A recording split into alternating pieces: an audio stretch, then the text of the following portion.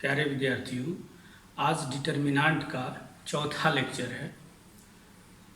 इस चौथे लेक्चर में हम लोग पढ़ाई करेंगे डिटर्मिनेंट पर कुछ ऑपरेशंस। ठीक है, तो डिटर्मिनेंट पर कुछ संक्रियाएं की जाती है और जिन संक्रियाओं का, जिन ऑपरेशन का डिटर्मिनेंट के ऊपर क्या प्रभाव पड़ता है, ठीक है, इसका अध्ययन हम लोग करेंगे।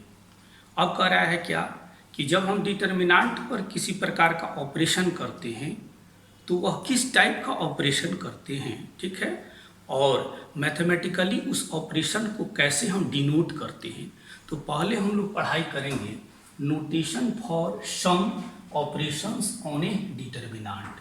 किसी डिटर्मिनेंट पर जो कुछ संक्रियाएं की जाती हैं उनके लिए मैथमेटिकल नोटेशन, उसके लिए गणितीय सांकेतिक भाषा में उसको हम कैसे लिखते हैं उसको हम लोग पहले पढ़ेंगे।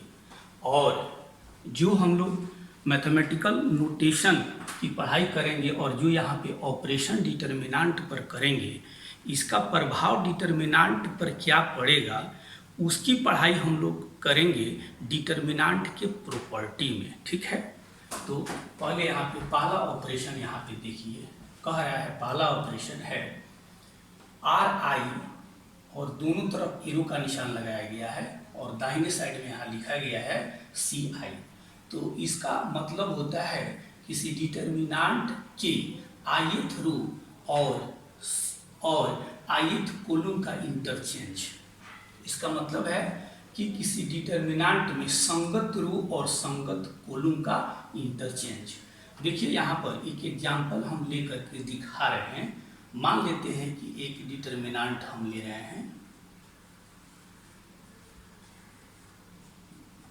एक डिटर्मिनेंट हमने ले लिया, थर्ड ऑर्डर का डिटर्मिनेंट ले लेते हैं ए बी सी। यहाँ लिखिए एल एम एन और ये पी क्यू आर। करा है इसमें 3 रो और 3 कॉलम है, 3 रो और 3 कॉलम है। ठीक है, ये क्या है, पहला रो है, ये आपका पहला रो है, ये दूसरा रो है, ये तीसरा रो है, ये पहला कॉलम है, ये दूसरा कॉलम है, ये तीसरा कॉलम है। ठीक है, अब कह रहा है कि इस डिटर्मिनेंट पर हमको एक ऑपरेशन करना है। ऑपरेशन क्या करना है, तो संगत रो और संगत कॉलम को आपस में आदान प्रदान करना है।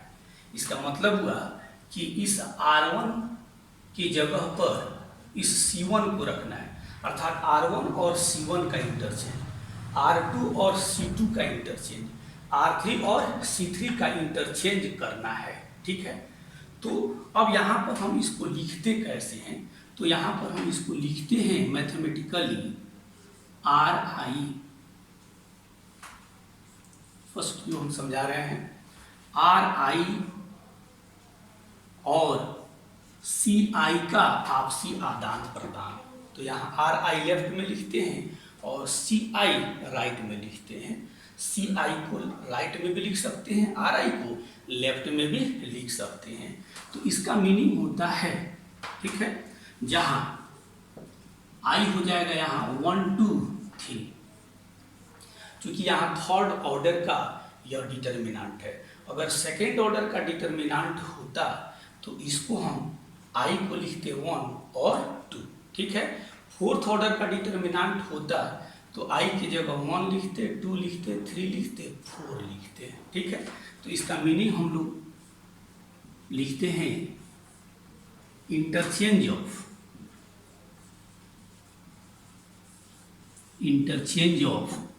corresponding rows and columns, corresponding rows and columns।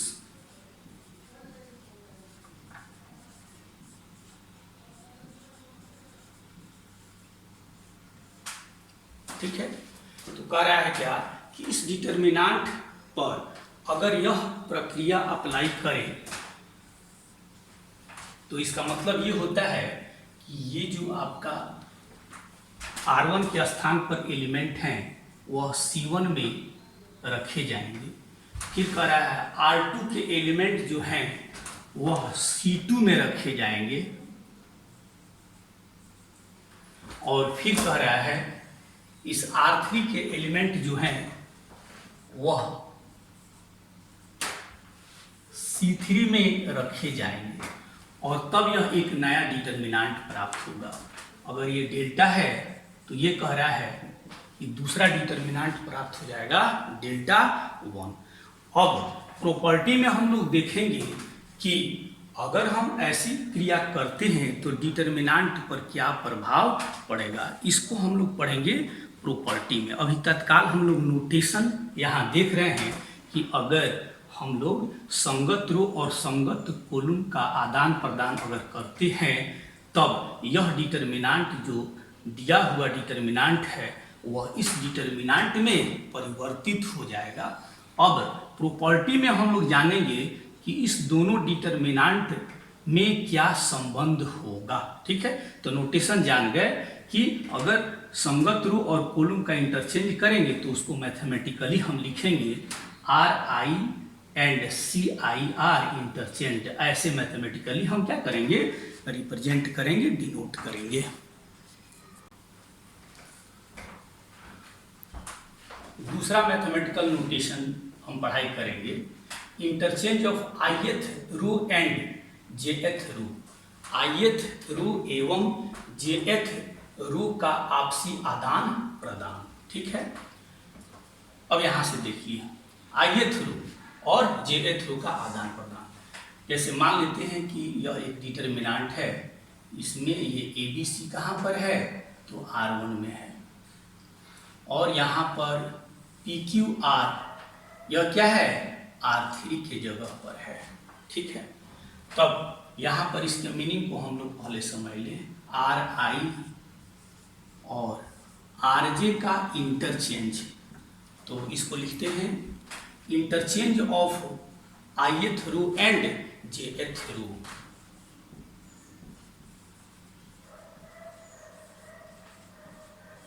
Interchange of ith row and jth row. ठीक है, अब यहाँ पे देखिए जैसे मान लेते हैं कि ये आपका ABC R1 में है और PQR किस चीज में है R3 में है। तो अगर हम I के जगह यहाँ पर 1 लिखें, ये R1 और ये लिख दें R3, तो इसका मतलब होता है पहले और तीसरे रो का आपसी आदान प्रदान। ठीक है, पहले और तीसरे रो का आपसी आदान प्रदान। तो अब अगर यह क्रिया करेंगे, अगर यह क्रिया इस पर करते हैं, अप्लाई करते हैं, तो यह एक नया डिटर्मिनेंट में तब्दील हो जाएगा और यह डेल्टा 1 लिखें तो ये हो जाता है R1 और R3 का इंटरचेंज। तो R1 को R3 के जगह रखेंगे और R3 को R1 के जगह रखेंगे, तो ये हो जाएगा PQR। R1 की जगह रख दिया और R2 ज्यों का त्यों रह जाएगा LMN और फिर कह रहा है ये हो जाएगा ABC। अब कह रहा है प्रॉपर्टी में हम लोग इसको देखेंगे कि ऐसा करने पर यह जो दिया हुआ डिटर्मिनेंट है और ये जो नया डिटर्मिनेंट प्राप्त हुआ, इन दोनों में संबंध कैसा होगा, जिसको हम लोग प्रॉपर्टी में पढ़ाई करेंगे। ठीक है, अब तीसरा ऑपरेशन हम देखते हैं। ith रो की जगह पर हम अगर उसके सारे एलिमेंट में किसी कांस्टेंट नंबर k से गुना करना चाहते हैं, k से गुना करना चाहते हैं, ठीक है, तो उसको मैथमेटिकली हम लिखते हैं Ri ए रो Ri इंटू k। इसको लिख जाते हैं Ri ए रो Ri इंटू k। इसका मीनिंग क्या होता है, तो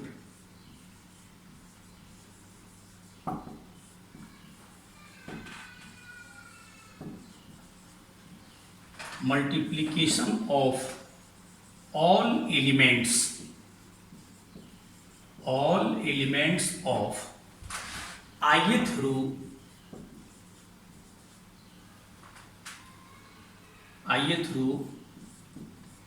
of the डिटर्मिनेंट। कह रहा है किसी सारणी के ith रो के सारे एलिमेंट में गुना किसके द्वारा, बाई के, एक constant number k, multiplication of all elements of ith row of a determinant by k. अगर किसी रो के सारे एलिमेंट में के द्वारा गुना करना है तो मैथमेटिकली हम लिखेंगे R i arrow R i into k, अर्थात ith रो की जगह पर उसके सारे एलिमेंट में के से क्या किया गया, मल्टीप्लाई किया गया। और यहाँ पे देखिए मान लेते हैं कि यही आपका R2 है, डिटर्मिनेंट का यह सेकेंड रो है, और इस सेकेंड रो की जगह पर हम एक कांस्टेंट नंबर 3 से मल्टीप्लाई करना चाहते हैं। किससे मल्टीप्लाई करना चाहते हैं, 3 से मल्टीप्लाई करना चाहते हैं। तो हम उसको लिखेंगे R2 के जगह पर, तो R2 एरो क्या, R2 इंटू 3, R2 के सारे एलिमेंट में 3 से हमने मल्टीप्लाई किया, ठीक है। तब एक नया डिटर्मिनेंट हमको प्राप्त होगा। अब उसको हम डेल्टा 1 मान लें, उसको क्या मान लें, डेल्टा 1 मान लें। तो क्या किया गया है, इस R2 के स्थान पर जितने सारे एलिमेंट हैं सब में 3 से मल्टीप्लाई किया गया है। तो R1 की जगह कुछ नहीं किया गया, तो A B C R1 की जगह ज्यों का त्यों लिख दिया। अब यहाँ पर R2 की जगह 3 से मल्टीप्लाई किया गया है सारे एलिमेंट में, तो 3 इंटू L लिख दिया, 3 इंटू M लिख दिया और 3 इंटू N लिख दिया। और उसी तरीके से यहाँ R3 के जगह पर भी कुछ नहीं किया गया है, तो इसको भी ज्यों का त्यों रहने दिया जाए, EQR, ठीक है। अब कह रहा है क्या कि डेल्टा और डेल्टा 1 में कैसा संबंध होगा वो हम लोग जानेंगे प्रॉपर्टीज ऑफ डिटर्मिनेंट में। तो ये था आपका तीसरा नोटेशन। अब यहाँ पे देखते हैं चौथा नोटेशन। तो कह रहा है चौथा ऑपरेशन में है R i arrow R i plus n R j. इसका मीनिंग क्या है समझिए, आर आई के स्थान पर, at the place of are I ith रो के स्थान पर ith रो के सारे एलिमेंट में jth रो का n गुना ऐड किया गया, ठीक है। तो इसको पहले हम लोग लिख लें, इसके मीनिंग को पहले हम लोग लिख लें। चौथा ऑपरेशन है R i arrow R i plus n R j. इसका मीनिंग हुआ एडिशन ऑफ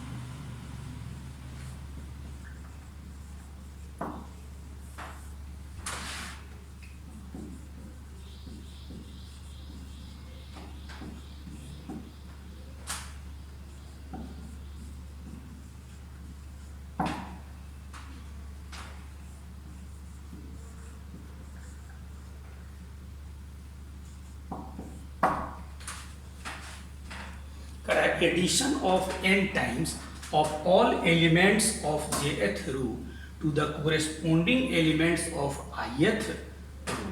कहता है किसी डिटर्मिनेंट के jth रो का n गुना को ith रो के संगत अवयवों के साथ ऐड किया गया। तो इस ऑपरेशन को हम इतना लिखेंगे, R i arrow, R आई के स्थान पर ith रो के स्थान पर इसके सारे एलिमेंट में jth रो के एलिमेंट का n टाइम्स क्या किया गया, ऐड किया गया।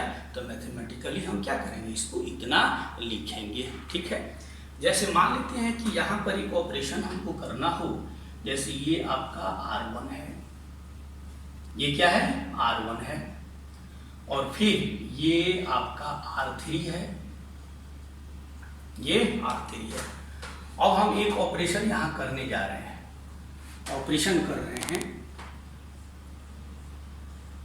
R1 के स्थान पर, तो हम क्या लिखेंगे R1 हीरो, R1 के स्थान पर R1 के अवयवों में R3 के अवयवों का दुगुना ऐड किया गया, 2R3 ऐड किया गया।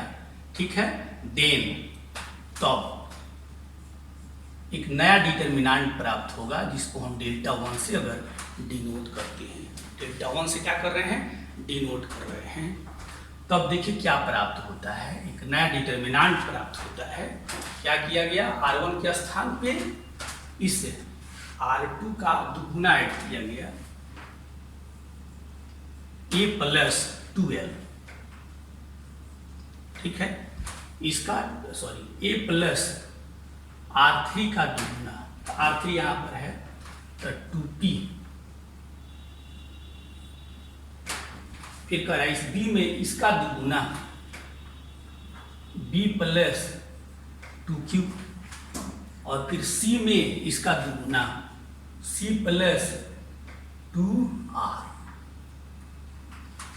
और कह रहा है R2 और R3 ज्यों का त्यों रह जाता है, L M N P Q R। तो एक नया डिटर्मिनेंट हमको प्राप्त हो जाता है। अब कह रहा है कि इस डिटर्मिनेंट डेल्टा और इस डिटर्मिनेंट डेल्टा 1 में कैसा संबंध होगा, इसको हम लोग पढ़ाई करेंगे प्रॉपर्टी में। ठीक है, अब देखिए इसका पांचवा ऑपरेशन क्या है, इसका नोटेशन कैसे होगा। कह रहा है पांचवा ऑपरेशन है कि अगर ith रो के सारे एलिमेंट में m से गुना कर दे और उसी जगह पर jth रो के सारे एलिमेंट का n गुना ऐड करें, तब हम इतना लिखते हैं। इसका अर्थ क्या हो जाएगा, addition of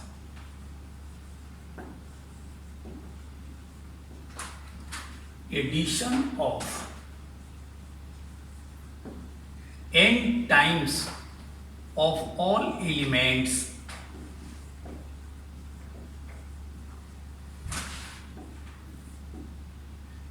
of jth row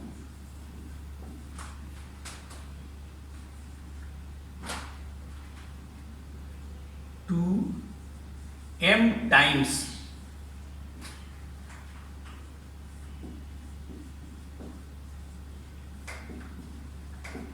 of corresponding elements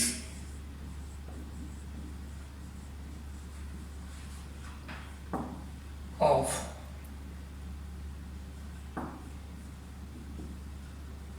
ith रो। कह रहा है क्या कि ith रो के स्थान पर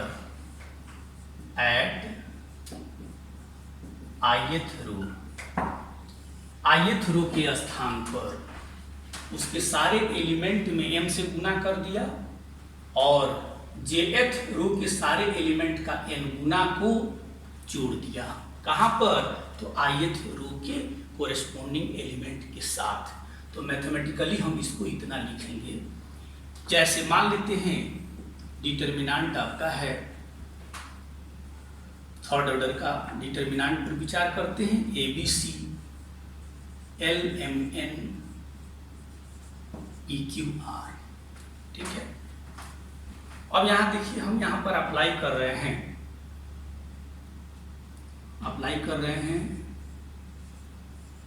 R2 एरो, R2 के स्थान पर R2 के स्थान पे R2 के सारे एलिमेंट के 3 गुने में R3 के सारे एलिमेंट का 4 गुना ऐड किया, इतना हम यहाँ अप्लाई कर रहे हैं। तो एक नया डिटर्मिनांट प्राप्त होगा डेल्टा 1। ठीक है, हमने R1 के स्थान पे कुछ नहीं किया है। अब क्या कर रहे हैं, यहाँ पर है ये R2, तो इसके 3 गुना में इसका 4 गुना ऐड करना है। तो इसके 3 गुना में और इसका 4 गुना क्या करना है, ऐड करना है। तो इसका 3 गुना 3 है, और इसी R2 के जगह पर ही इसका 4 गुना ऐड करना है 4Q। ठीक है,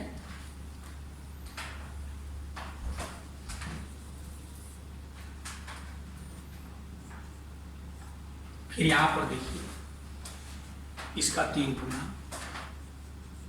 3M प्लस 4 गुना इसका 4Q, फिर इसका 3 गुना 3N प्लस इसका 4 गुना 4R। यहां पर R3 के स्थान पे कुछ नहीं किया गया है, PQR। देखिए यहाँ क्या किया गया, R2 के जगह पर ध्यान देना होगा, यहाँ पे R2 के जगह पर क्रिया की जा रही है, तो R2 एरो जहां क्रिया की जाए उस स्थान को लिखकर एरो का निशान डालते हैं। ठीक है, क्या किया गया है, तो R2 के सारे एलिमेंट के 3 गुने में R3 के सारे एलिमेंट का 4 गुना ऐड किया गया है। तो R1 की जगह कुछ नहीं किया गया, तो इसको ज्यों का त्यों हमने लिख दिया। फिर कह रहा है इस R2 के सारे एलिमेंट का 3 गुना 3 गुना 3 गुना में इस R3 के कोरेस्पोंडिंग एलिमेंट का 4 गुना को यहाँ R2 की जगह ऐड कर दिया गया है। और फिर कह रहा है कि R3 के स्थान पे कुछ नहीं किया गया। अब कह रहा है क्या, ये तो नोटेशन से इतना हम लोग कर लिए, लेकिन अब डिटर्मिनांट पर क्या प्रभाव पड़ेगा, डेल्टा और डेल्टा 1 में कैसा संबंध होगा, ये हम लोग पढ़ाई करेंगे डिटर्मिनांट के प्रॉपर्टी में। ठीक है,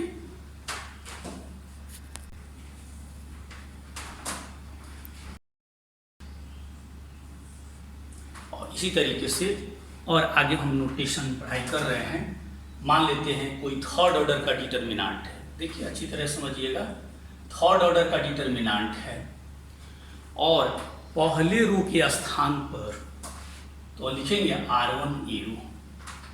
क्या कर रहे हैं, तो इसके एलिमेंट में दूसरे रो का जितना सारा एलिमेंट है उसका 3 गुना ऐड कर रहे हैं, और तीसरे रो के 4 गुने को यहां से सब्ट्रैक्ट कर रहे हैं। तो मैथमेटिकली हम इतना लिखेंगे, इसका मतलब क्या हुआ, R1 के स्थान पर R1 के अवयवों में R2 के संगत अवयवों का 3 गुना ऐड किया और R3 के संगत अवयवों का 4 गुना सब्ट्रैक्ट किया। तो कह रहा है इस ऑपरेशन को करने से डिटर्मिनांट पर क्या प्रभाव पड़ेगा, पढ़ेंगे हम लोग प्रॉपर्टी में। इस ऑपरेशन के नोटेशन को अभी हम लोग समझ रहे हैं। अब देखिए, मान लेते हैं R2 के स्थान पर क्या करना है, तो R2 के 4 गुने अर्थात R2 के सारे एलिमेंट के 4 गुने में R1 के कोरेस्पोंडिंग एलिमेंट का 5 गुना घटाना है और R3 के संगत एलिमेंट का 7 गुना ऐड करना है। तो मैथमेटिकली हम इतना लिखेंगे। डिटर्मिनांट पर क्या प्रभाव पड़ेगा, पढ़ेंगे हम लोग प्रॉपर्टी में। उसी तरीके से अगर कहता है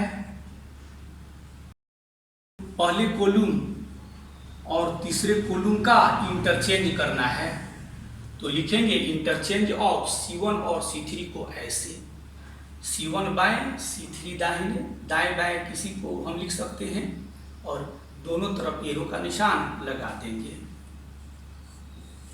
इसी तरीके से पहले कॉलम के स्थान पर तो C1 एरो C2 के संगत एलिमेंट का 8 गुना ऐड किया गया, तो करा लिखेंगे C1 arrow C1 plus 8 C2। इसका मतलब क्या हुआ, इसका मीनिंग ये हुआ कि C1 के स्थान पर C1 के अवयवों के साथ C2 के संगत अवयवों का 8 गुना जोड़ा गया। अगर 8 गुना घटाना है तो यहाँ माइनस साइन लगा देंगे, ठीक है। तो इस तरीके से जो भी ऑपरेशन हम के साथ किए हैं और उसका नोटेशन हम लोग ऐसे पढ़े हैं, जाने हैं, उसी तरीके से कॉलम के साथ भी अगर करना होगा तो R के स्थान पर हम लोग C यूज कर लेंगे। तो ये था कि जो हम लोग डिटर्मिनेंट पर कुछ ऑपरेशन करते हैं और उस ऑपरेशन को सांकेतिक भाषा में कैसे लिखें और तुरंत अप्लाई कर दें, तो ये हम लोग पढ़ लिए। अब इसके बाद हम लोग पढ़ाई करेंगे डिटर्मिनेंट की प्रॉपर्टी, ठीक है।